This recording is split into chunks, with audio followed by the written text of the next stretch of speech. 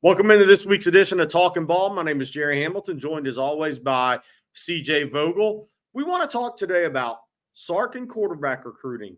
That's Quinn Ewers, Arch Manning, who are just at the Manning Passing Academy, Trey Owens on campus, KJ Lacey committed, Diabell committed in 2026. But before we get into that, I'm going to take a second for Longhorn Wealth Management, the sole sponsor of Talkin Ball. John is a proud Texas Exes member whose wife and 6 siblings are also University of Texas graduates. Over 40 of the Donovan clan just celebrated their family reunion in Austin this past weekend, and we had a great time hanging out with John at the SEC celebration Sunday night. Their University of Texas connection explains why John branded his firm Longhorn Wealth and has dedicated his firm to providing total wealth management for Texas alumni, employee, family, and friends. Yesterday, John was on campus for the UT SEC kickoff party, where John congratulated athletic director Chris Del Conte and all of the UT leadership on their officially joining of the SEC and making UT's future even brighter. As you may know, John's a certified financial planner with over 30 years of experience, and he wants to offer every On Texas Football member and fan a free 90-minute consultation to explore how Longhorn Wealth can help you and your family maximize your wealth, minimize your taxes, and secure your own financial future and legacy. So just give John Donovan and the Longhorn Wealth team a call at 972-707-4900 to schedule your own 90-minute free consultation appointment, or just go to www.longhornwealth.net to pick up a consultation time and date on John's calendar that works best for you. Longhorn Wealth looks forward to hearing from you soon, and hook 'em. All right, CJ, you're down at the Manning Passing Academy, and you've talked a little bit about that. We've seen the interviews, but what we want to talk about today is, the progression of Quinn Ewers, maybe physically and on the field, right? What did you see from him? Any change from the spring physically? Yeah, he looks much more filled out. And I think, that was a big point of emphasis this offseason for him, was getting that body right. And he's been dinged up the past 2 years with, kind of nagging injuries. And, it keeps him from coming back on the field. And I think this year they understand how important it is for him to stay on the field. Of course, going into a draft-eligible year, a year in which Texas has very high expectations. What is it for him to stay on the field, but also be able to take those big hits? And I don't expect Quinn to become a big dual threat running quarterback. He did it at times a year ago that I think surprised some folks. But again, it's not necessarily his game. He wants to stay in the pocket behind that big offensive line and let his wide receivers do the work. And so when talking to Quinn during the media availability and even some afterward, it became apparent, this offseason was all about getting myself ready for the SEC and the style of play that they have in that conference. He's very excited for this wide receiving group. And again, he put together a great week of throwing the ball in drills, getting that kind of tutelage from Peyton and Eli Manning, just kind of going through the day-to-day of the Manning Passing Academy. I was impressed. He was built basically for these kind of situations, Gerry. Yes. He loves kind of sitting out there and showing off the arm. He had a great throw that made the rounds on social media earlier with that, go route. That was a great catch over the shoulder, right in stride into the end zone. So again, he understands what it takes to go into the SEC. He's excited for it. And again, I think he's got his body right. He's up to about 208, 209 pounds at the moment right now. Wants to add a little bit more muscle going into the season. But right now, I think that's a great starting point as the fall camp starts up in about a month. You posted a photo of him and Bill Belichick having a conversation. I don't know if Quinn got into that or what you noticed from that, but did Quinn comment on that at all? He didn't, and I thought it was interesting. Of course, he was the first guy that Coach Belichick spoke to whenever he arrived at the camp. He got to see the quarterbacks throw Thursday afternoon. He stuck around, Coach Belichick did, all the way throughout Friday. And so after Friday and after all the media availabilities, he'd go up or college quarterbacks would come up and introduce themselves to him, and they'd sit and they'd chat for, about a minute, 2 minutes, just where are you from? What do you do? Like, what's your strengths? How's life, basically? Well, for Quinn Ewers, that conversation stretched from about 10 to 15 minutes. And that was after the first day of throwing where they went through all of the drills with Peyton and Eli, not just warming up and sitting there talking. It was a full-fledged workout for these guys, for all the high school campers. It was an extended conversation. So, unfortunately, I did not get to hear from Quinn what that conversation was about, but it was much lengthier than what I saw with many of the other quarterbacks in attendance. Not asking you for exact ranking, but where would – and it's an on-air not competition. It's an on-air camp.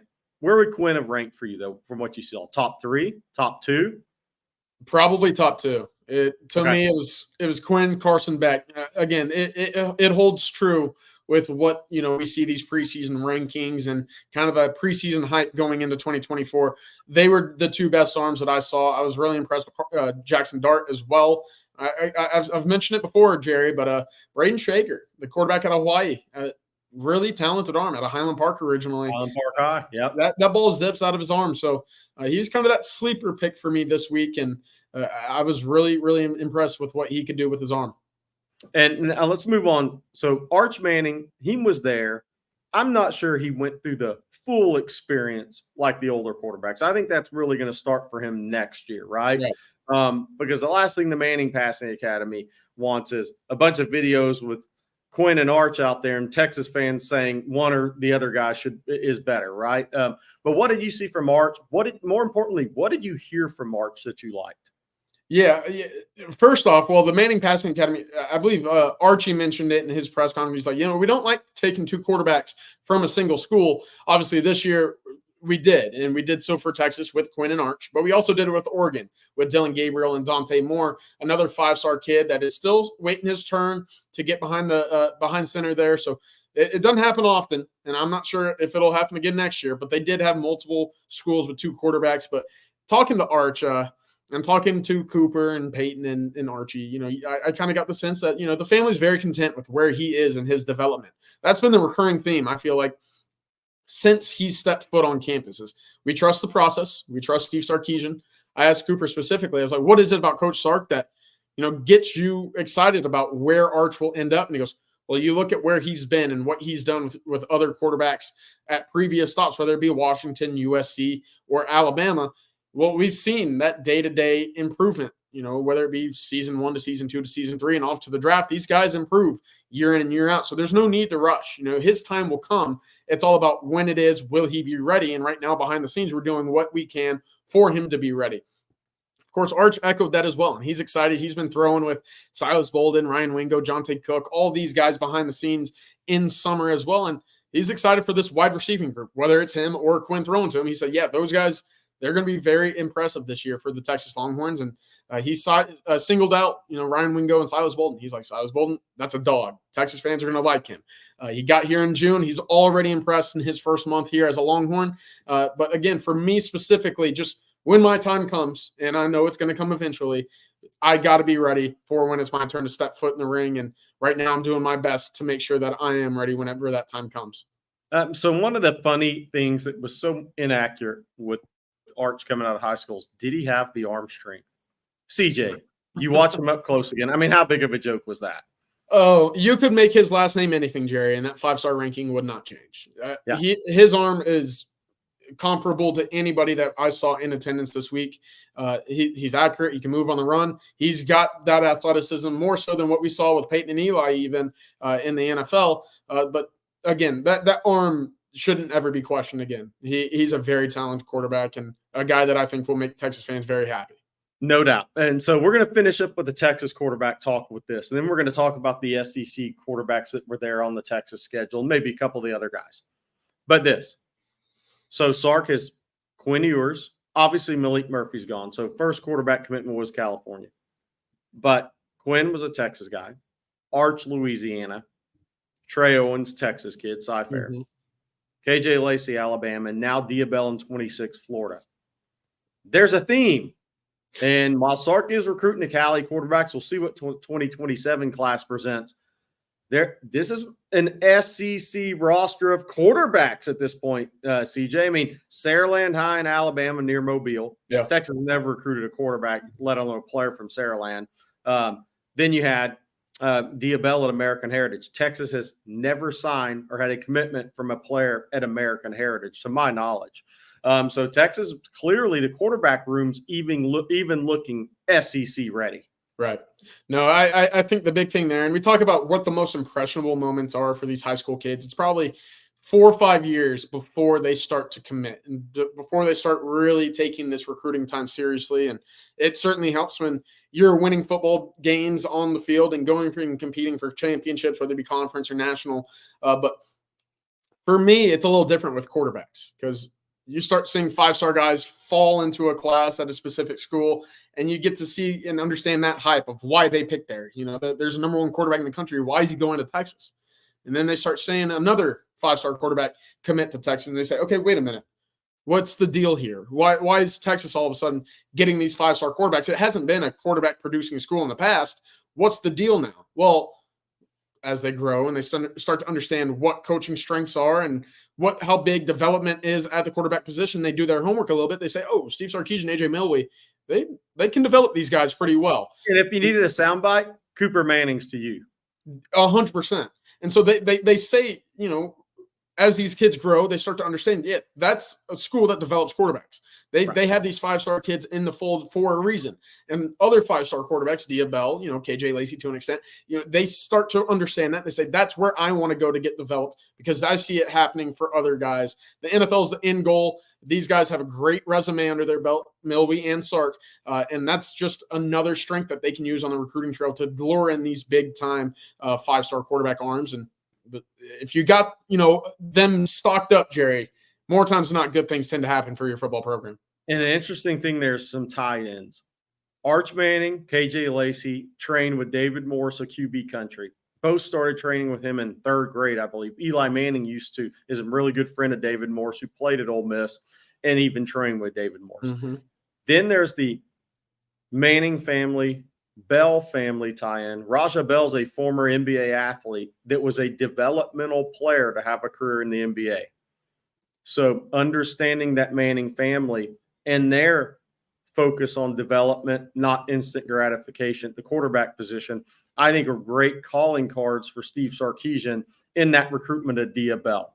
All right, but now, CJ, let's shift gears a little bit. Got a few minutes left here. Let's talk about the SEC quarterbacks on the schedule that were at Manning Passing Academy. Carson Beck, obviously, is a big one. Connor Weigman and Jackson Arnold, right, Texas fans really care about. And obviously Blake Shapen was there as well. Carson Beck, because that's obviously the first time you've seen him in person. I saw him in high school at a camp. He was coming out of Mandarin at the time.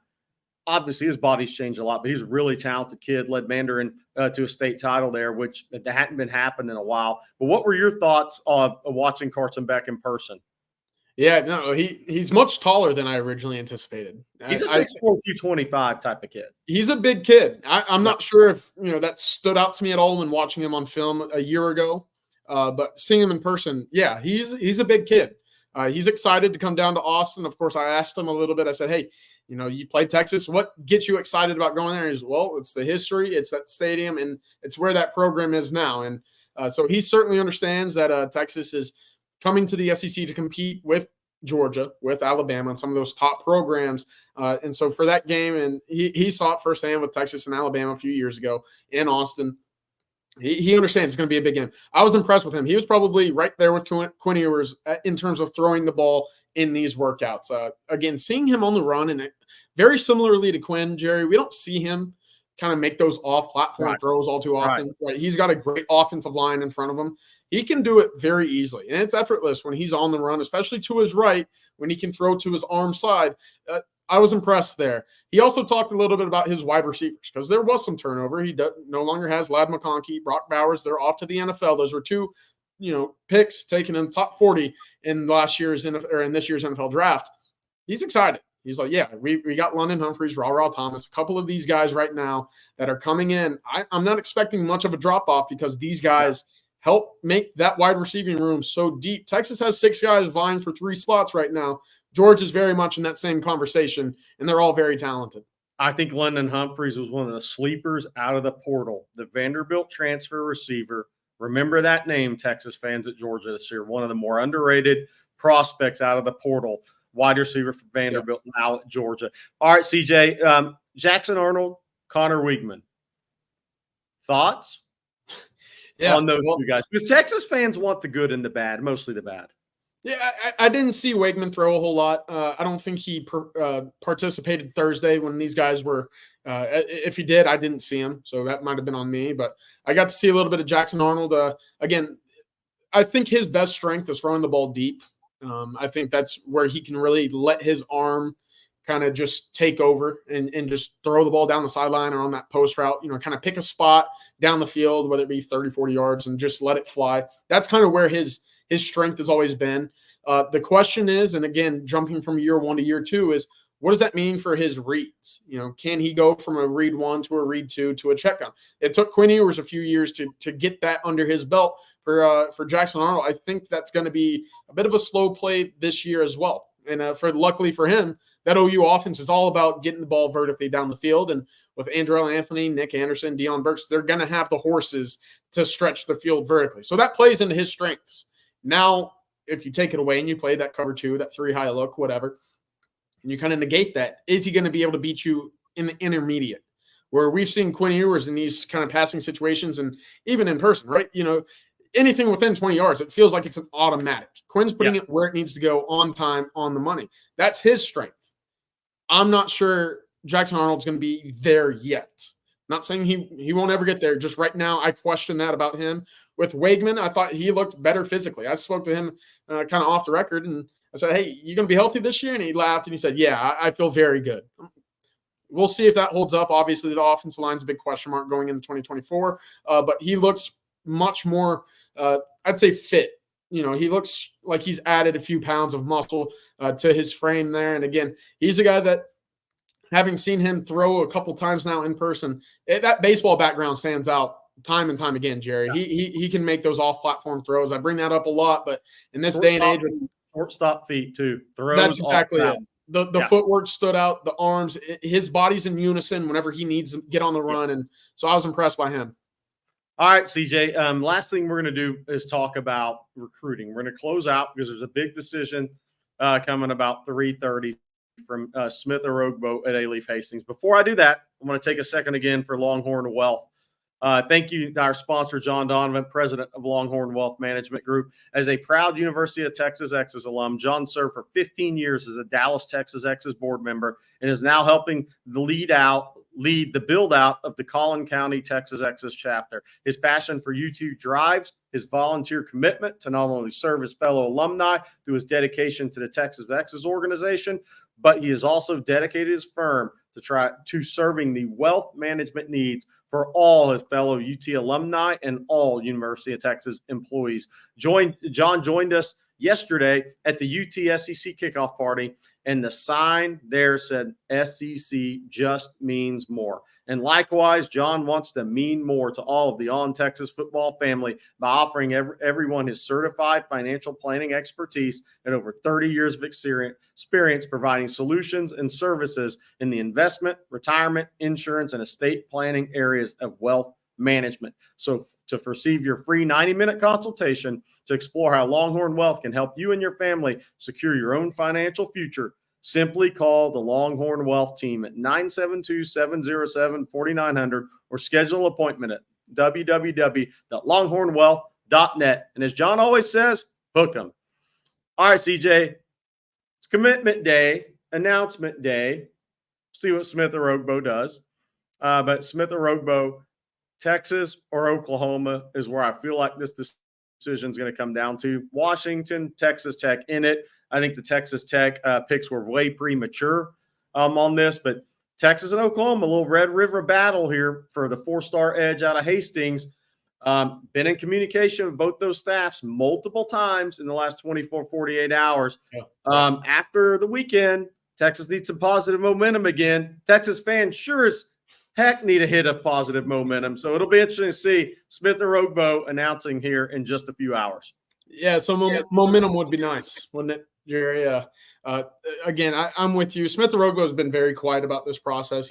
Nothing really leaks out from his circle when it comes to where he's leaning one way or the other. So it made sense after that Tech visit to see some crystal balls go in, maybe again, premature there. I'm with you. I believe it to be a Red River shootout for for Smith Orogbo. There's not a lot of confidence on the side of Oklahoma at this moment. And I spoke to somebody up there this morning for the sense that, hey, I know that decision's coming.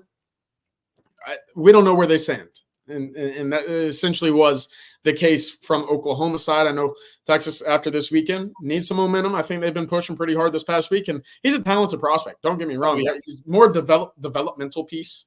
I'm not sure with – I think Zena a little bit last year at this time was developmental as well, long-term. You see the frame, you see the get-off, but what's he going to be physically? Well, by the end of his time and, going into the Under Armour All-American game, he was up to what, 255 pounds, Gerry? Yeah. He filled out very well, and I think that carried over into spring ball, obviously. He's up to about 260 right now as we enter fall camp in about 4 weeks. So will that be the case for Smith Orogbo? I'm not sure, but at the end of the day, his get-off's elite, his acceleration and his bend is elite, and I think at the end of the day, when you get that body right, you'll have a pretty good football player.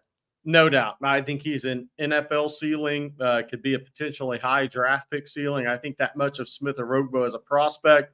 And it's one that Texas, people have wondered, how bad does Texas want Smith Orogbo? They want him very badly. And we talked about this going into these visits. That board's not 100% set. Right. There's continued evaluations in May. There's the visits in June. And then that's part of the final evaluation process. But I can tell you the Texas staff thinks this Smith Orogbo kid has elite upside as a pass rusher.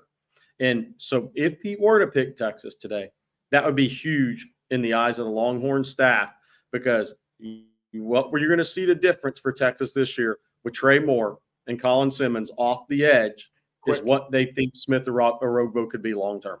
Gerry, real quick, I want to get your thoughts on a potential class of Smith Orogbo joining Lance Jackson. Ooh. What does that mean long-term on that edge spot for both of those guys in the class? I think it'd be a heck of a class. I mean, Lance Jackson may end up being a 5-star prospect. Smith Orogbo is a borderline top 100 kid in the country. So that would be 2 edge prospects that could be top 100 guys in the country. Yeah. So, and one's 6'6", 260. The other guy's 6'4", 220. So they're total different players. But you're going to have a power rusher that could also maybe be a 280-pound 3 technique when you go to NASCAR package. And then you have Orogbo, who could play off the edge and be a dynamic pass rush potential prospect, but also he's athletic enough to drop like they do with Ethan Burke. So he's got that ability. I think it'd be an A+ combination for the Horns. Well, good deal. All right. Yeah. All right. So that's going to do it for this week's edition of Talkin Ball. Hope you guys enjoyed it. For CJ Vogel, I'm Gerry Hamilton, and we'll talk to you guys later. CJ, Rod, Coach Shipley have Winning Drive coming up at 4:30.